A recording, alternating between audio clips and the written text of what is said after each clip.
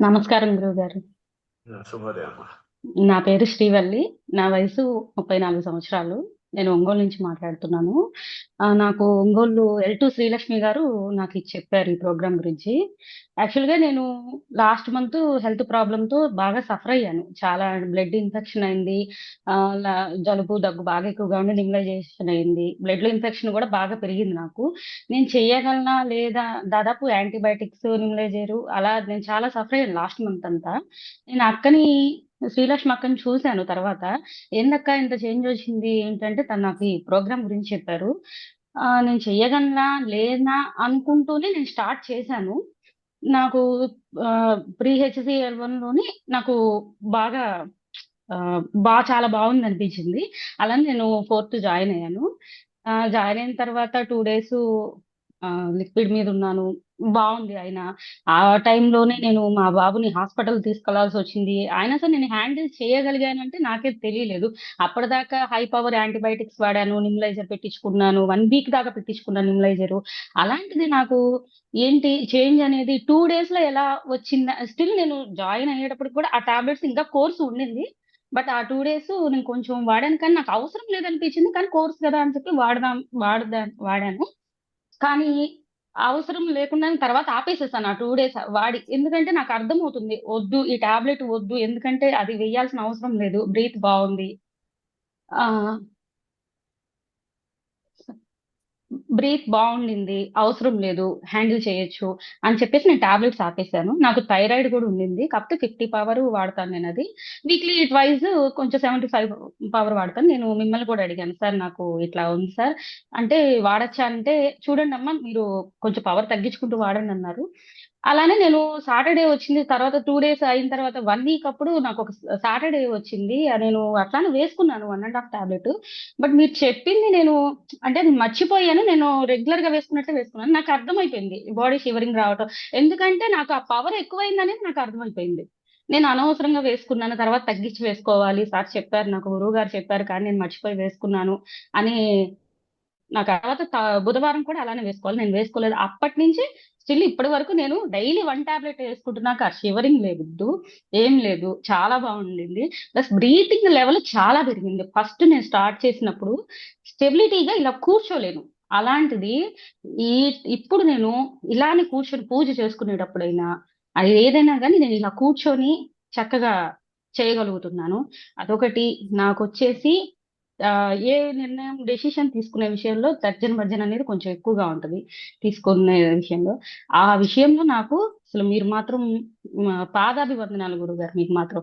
ఎందుకంటే నాకు ఆ స్టెబిలిటీ ఈ సంయమ వల్ల నాకు ఇంప్రూవ్ అయింది. నాకే తెలియకుండా ఇంప్రూవ్ అయింది. ప్లస్ ఎనర్జీ లెవెల్స్ వచ్చేసి మనం ఫుడ్ తీసుకోకపోయినా ఇలా ఉండొచ్చా? అంటే అన్నీ తీసుకుంటున్నాం.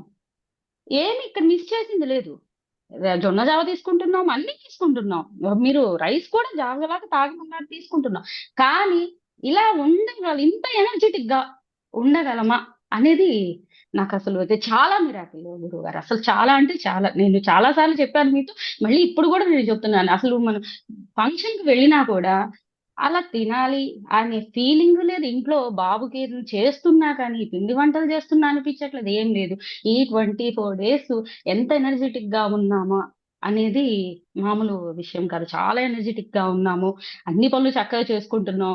స్లీప్ విషయానికొస్తే ఫస్ట్ 2 డేస్ నాకు నిద్ర అనేది పట్టదు. నేనెప్పుడు ఈ ఫోను చూసుకోవటం, బాబుతో కాసేపు మాట్లాడటం అలా కొంచెం గడుపుతా కానీ నిద్ర మాత్రం నైట్ 2 అయినా కానీ అలా నిద్ర అనేది చాలా తక్కువ పడుతది.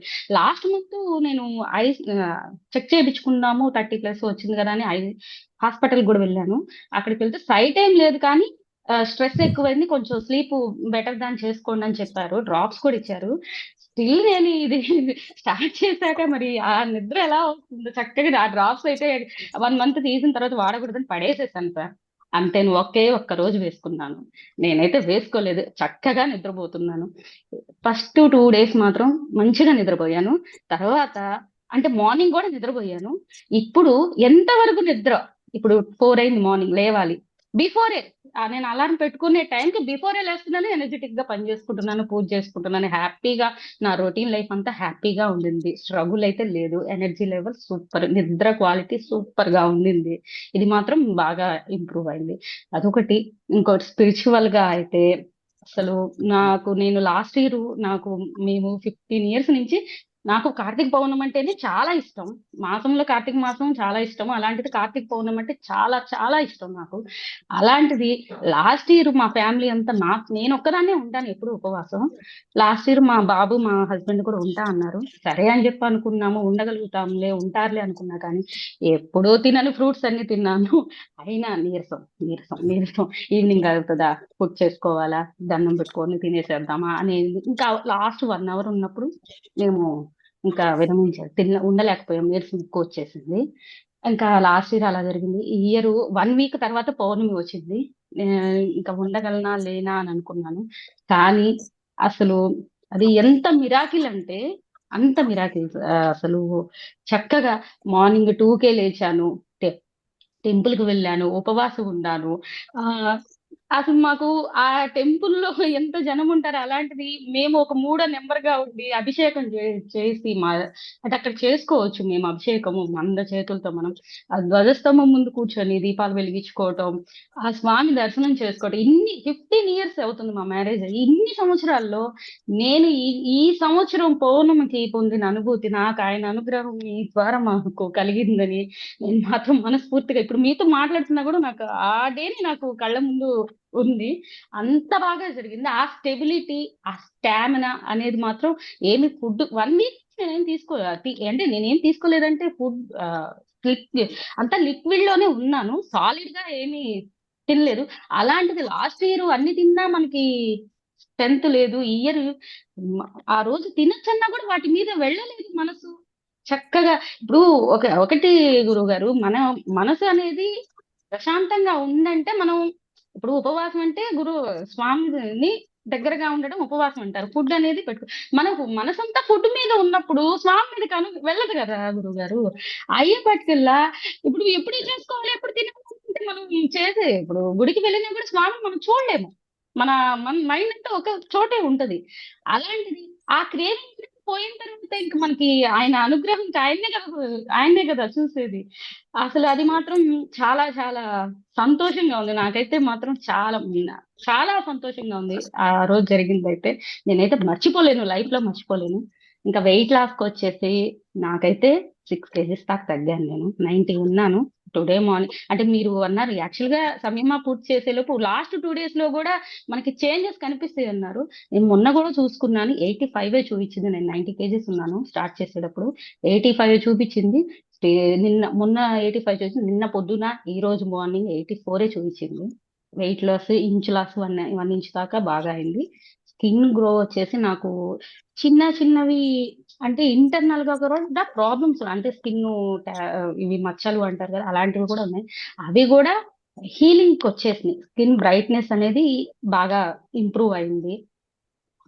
అదే గురువు గారు, మా పరంగా అయితే చాలా చాలా ధన్యవాదాలు.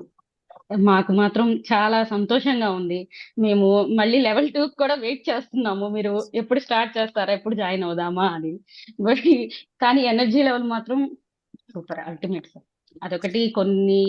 మీరు నాడీ శోధన చేయించేటప్పుడు గానీ, అలా చాలా ఎక్స్‌పీరియన్స్ చేశాము మేము. నా అంటే ఇప్పుడు కొంతమంది చెప్తే నమ్మరేమో, బట్ ఎక్స్‌పీరియన్స్ చేసిన వాళ్ళకైతే అది తెలుస్తుంది. మాకైతే నాకు యాక్చువల్‌గా కృష్ణుడంటే చాలా ఇష్టము. నేను నాడీ శోధన స్టార్ట్ చేసేటప్పుడు నాకు చాలా ఇష్టం కృష్ణుడంటే. అలాంటిది నాకు ఆయన రూపం మాత్రం చాలా బాగా కనిపించింది. అలానే నాకు ఫస్ట్ 2 డేస్ అప్పుడు అంటే నేను చెప్తుందేంటంటే మిగతా వాళ్ళు నమ్మొచ్చు, నమ్మకపోవచ్చు. నాకు ఎక్స్‌పీరియన్స్ అయింది నేను చెప్తున్నాను. ఆహ్, ఈ శివ అనుగ్రహం కూడా నాకు కనిపించింది. బట్ కాకపోతే ఒకటి అనేది నాకు మనం కిటికీలోంచి శివ దర్శనం చేసుకున్నట్టుగా నాకనిపించింది.